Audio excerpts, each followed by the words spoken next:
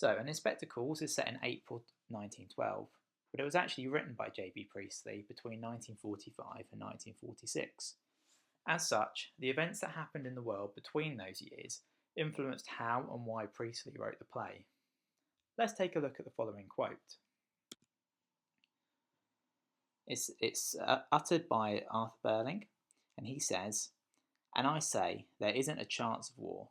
The world's developing so fast that it will make war impossible. Look at the progress we're making. In a year or two, we'll have aeroplanes that will be able to go anywhere. And look at the way the automobile's making headway, bigger and faster all the time. And then ships.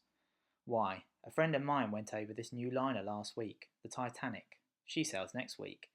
46,800 tons. 46,800 tons. New York in 5 days, and every luxury, and unsinkable, absolutely unsinkable. That's what you've got to keep your eye on, facts like that, progress like that, and not a few German officers talking nonsense, and a few scaremongers here making a fuss about nothing. Now you three young people, just listen to this, and remember what I'm telling you now. In 20 or 30 years' time, let's say in 1940, you may be giving a little part like this. Your son or daughter might be getting engaged, and I tell you by that time you'll be living in a world that will have forgotten all these capital versus labour agitations and all these silly little war scares.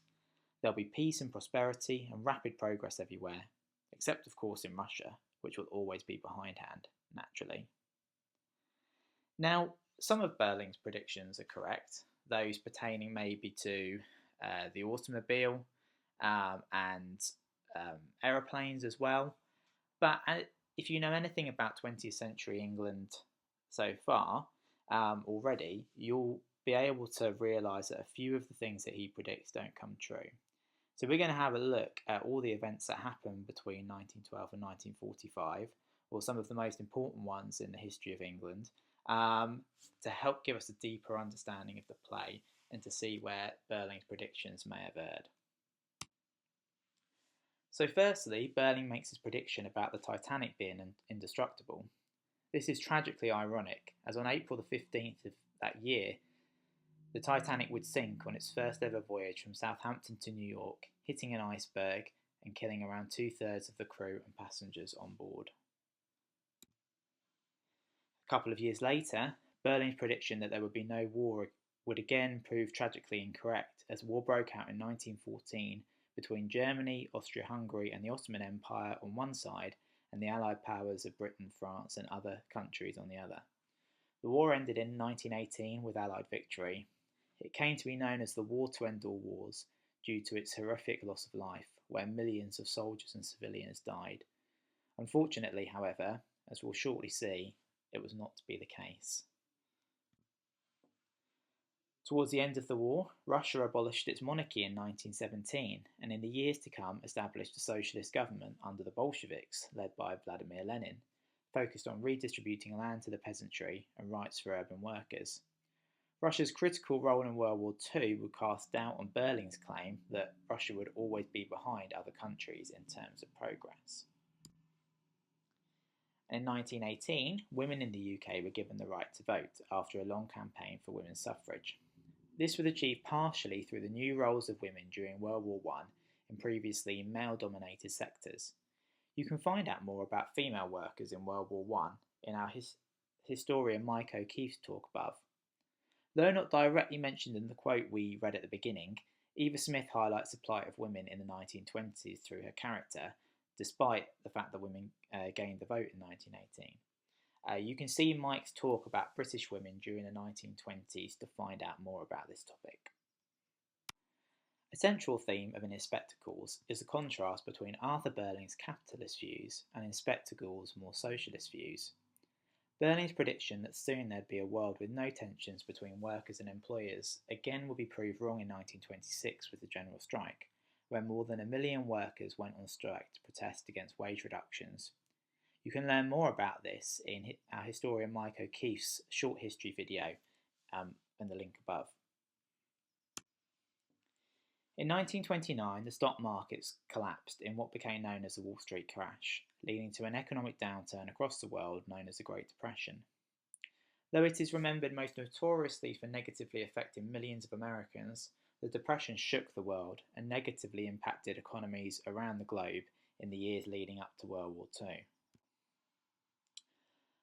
And the Great Depression would be one of the factors leading to the rise of fascism in Europe, most notoriously helping the Nazi Party under Adolf Hitler to seize power in Germany in the early 1930s. This would lead to a horrendous persecution against Jews, known as the Holocaust, as well as against other minorities.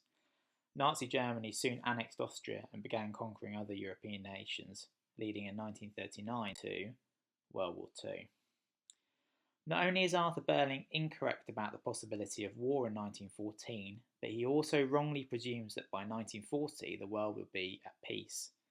In fact, the world was at war a second time, with the Axis powers of Nazi Germany, Japan and Italy against the Allied powers of Britain, France and then Russia and the United States. World War II would become the deadliest conflict in human history, resulting in around 70 to 85 million deaths. You can find out more about the war in our specially curated World War II playlist above. And by the time J.B. Priestley sat down to write an Inspector Calls at the end of World War II, two further important events had happened. Americans had used the atom bomb in Japan, a development in warfare which would spark decades of tension between nuclear powers. Additionally, the NHS was formed shortly after World War II in Britain, giving British people free access to healthcare. And actually, the creation of the NHS was achieved partially through J.B. Priestley's efforts. So, we've seen all the events that have happened between 1912 and 1945, and there are certainly events that I've missed off that list for time's sake. But why does J.B. Priestley do this at all? Why does he set his play in April 1912, but having written it in 1945? Well, I like to think of it a bit like if an author today wrote a play set in 19... And it's like if that author in that play set in 1988 had a speech by one of the characters predicting that there would never be a day where you could see your loved ones through a screen and talk to them. And if that character predicted that there would never be an African American president of the United States of America. And if that character predicted that no country would ever want to leave the European Union, let alone the United Kingdom. And most apt of all today, if that character predicted that there could never be any form of disease or pandemic that would bring the world to its knees, let alone the Western world. This would all be dramatically ironic. And I think that J.B. Priestley is using dramatic irony here with all of Arthur Burling's false predictions to maybe perhaps highlight that if Burling is wrong about how history would plan out, maybe his capitalist views and the way he sees Eva Smith and everything the inspector says is also false as well.